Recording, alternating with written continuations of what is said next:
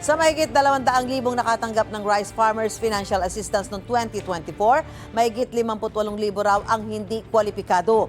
Batay yan sa annual audit report ng Commission on Audit sa Department of Agriculture. Karamihan sa mga nakatanggap ng 5,000 pisong ayuda kahit hindi qualified ay nasa Northern Mindanao.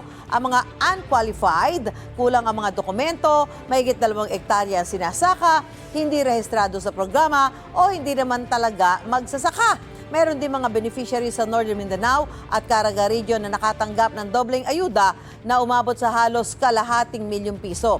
Napag-alaman din na may mga magsasakang patay na o inactive pero nasa master list pa rin. Samantala mahigit 48,000 magsasaka naman ang hindi nakatanggap ng cash assistance kahit kwalipikado dahil sa kakulangan sa coordination at field validation.